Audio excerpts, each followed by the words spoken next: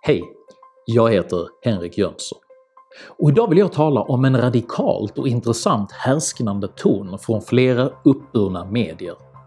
Med avstamp i detta för jag en diskussion om makt och kommunikation och vad som händer med kommunikationen när maktprivilegierna plötsligt reduceras. Häng med!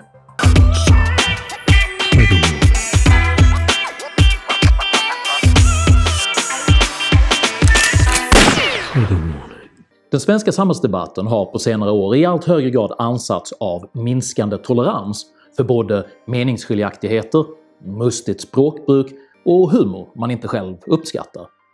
Denna önskan att frisera, korrigera och slå ner på oönskade kulturyttringar har drabbat allt från plojhiphop till rokokåkonst och är ett växande yttrandefrihetsmässigt och demokratiskt problem. Därför är det extra upplyftande att plötsligt se stora delar av det mediala etablissemanget helt oväntat ge upp sina kommunikationsliturgiska krav och slutligen skänka Sverige ett carte blanche vad det gäller mustiga okvädesord. Jag syftar naturligtvis på författaren och sydsvenskan journalisten Per T. Olsson, tidigare mest känd på sin Solstolarna-kompatibla aura, som den 30 september slutligen lät sin uppdämt erupterande penna grundligen skända de fina salongernas högdragna prydhet i en vildsint, flämtande diatrib.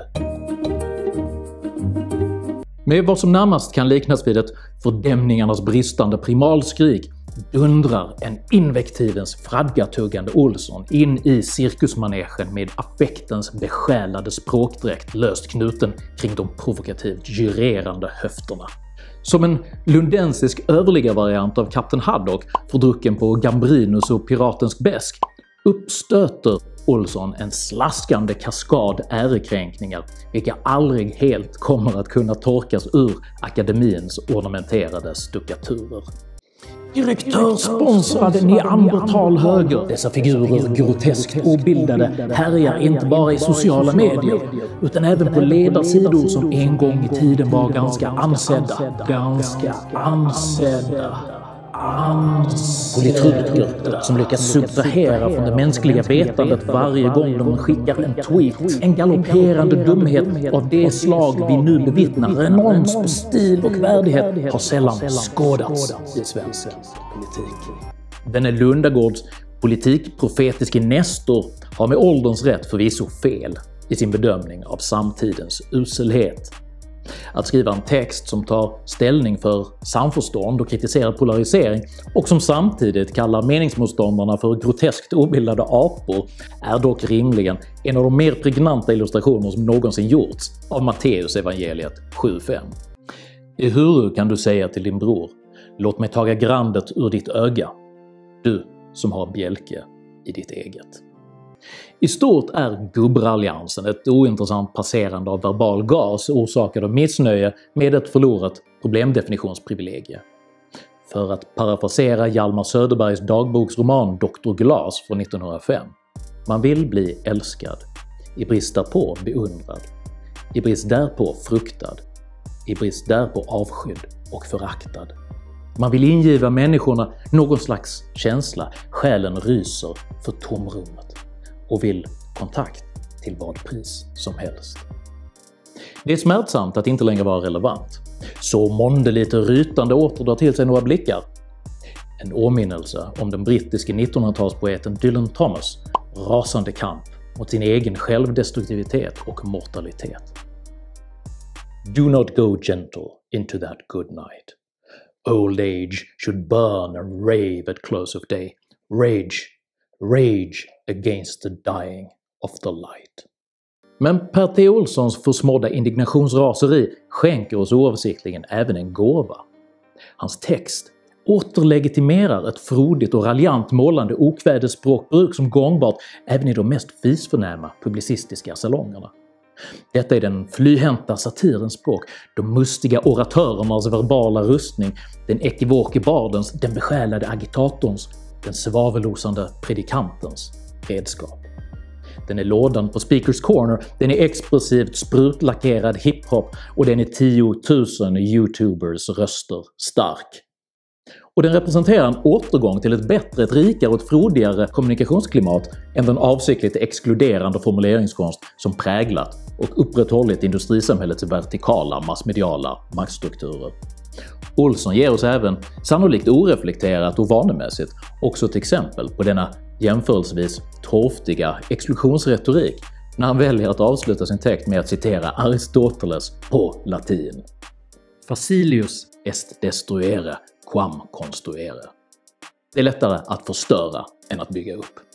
Denna typ av grepp får väl närmast liknas vid en daterad typ av akademisk Tourettes, vars anspråk på elitistisk glans kollapsade i samma stund som vilken Crocs-bestyckad flintastegsgrillare som helst kunde copy-pasta stoffen till Google Översätt på sin risiga Samsung Galaxy S4 och med en pripsrap avfärda den som pretentiöst utanpåverk med begränsad relevans.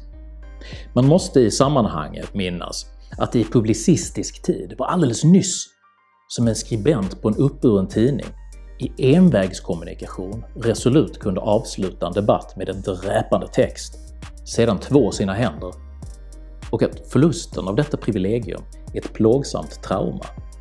I synnerhet för den pensionsmässiga generation som aldrig helt kommer att lämna sin styvmoderliga relation till modern digital pluralism.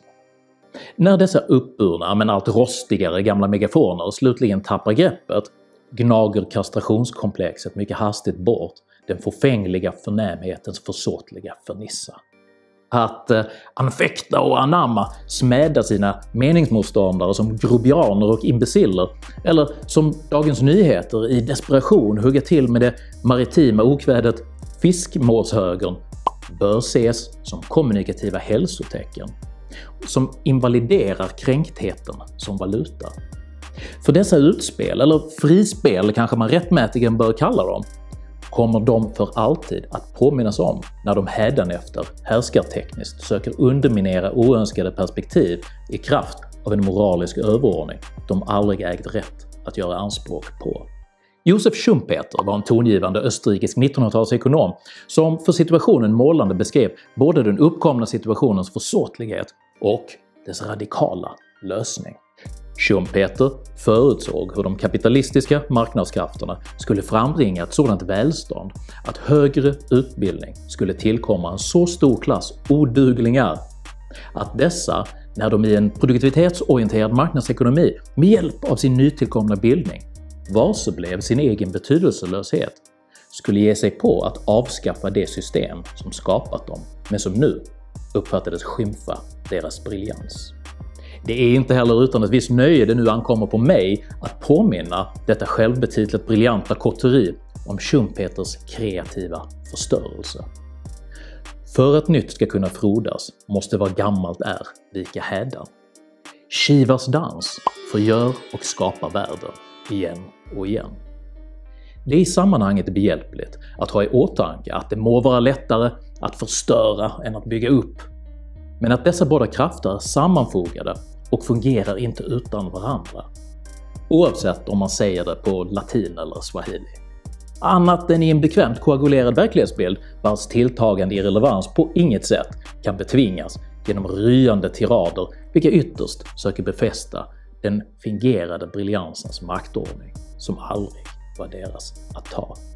Men Gud välsigne det fria språkets otyglade kraft som nu återskänkts oss. Rage, rage against the dying of the light.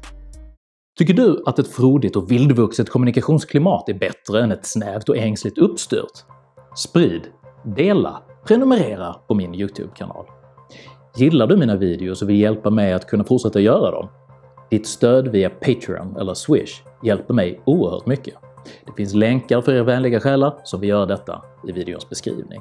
Jag heter Henrik Jönsson och jag välkomnar både retorisk panache och verbal mustighet. Tack för mig och tack för att ni har lyssnat.